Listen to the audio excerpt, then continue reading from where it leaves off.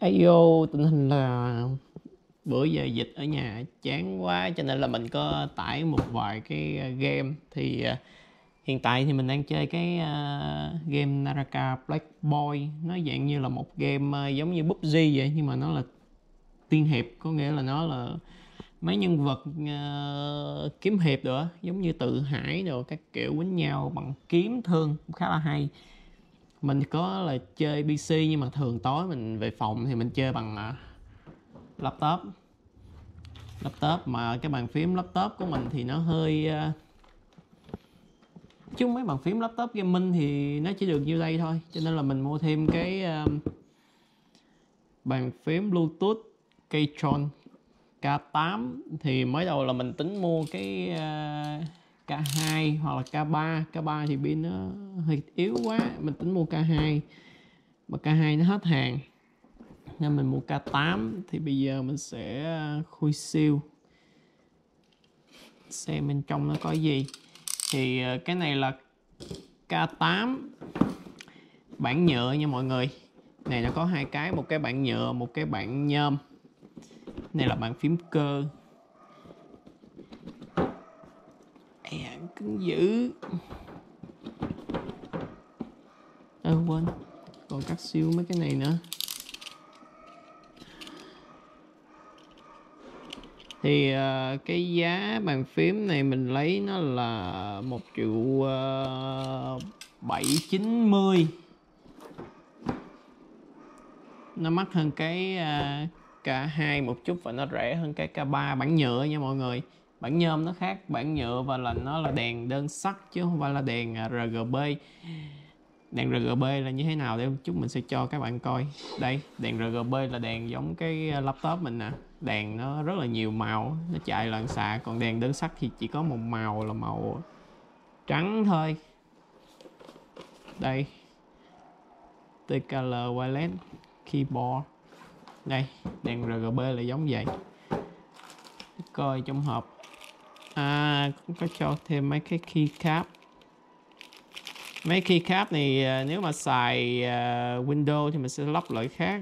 Còn nếu mà xài MacBook thì nó sẽ lắp loại khác nha mọi người. Đây nó có chỉ nè. Đây. Nè, nếu mà xài user nè. Đó, thay cái keycap khác.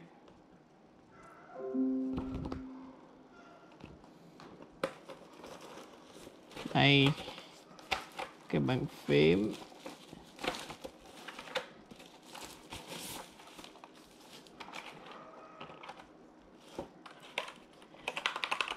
Mình là xài cái switch của nó là switch red nha mọi người.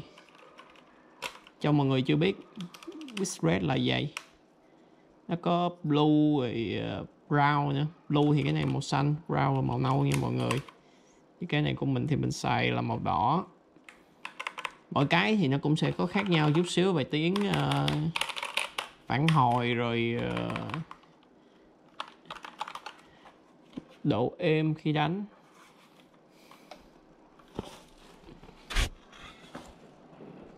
Gì đây? Sách hướng dẫn. Dây cáp Type-C để nối vào nếu mà mình không muốn xài kết nối Bluetooth. Cái cây này là để lấy cái bàn phím ra nè. Nó còn gì nữa không? Rồi, hết rồi. Ok. Để mình nói vô mình test thử tí xíu coi.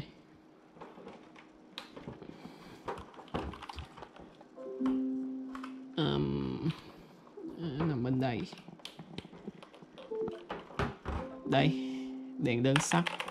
Chỉ có một màu thôi, màu trắng.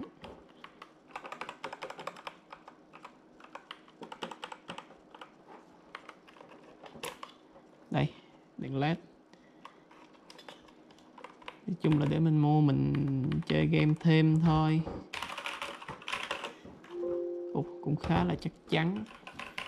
Giá con này thì so với các bàn phím cơ khác thì giá cũng ổn. Này, con chuột này cũng đèn RGB nè. Giá cũng ổn.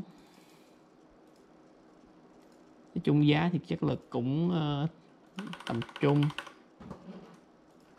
Thì chút mình test thử cái Bluetooth. Ok, vậy thôi ha, hẹn gặp mọi người ở clip sau.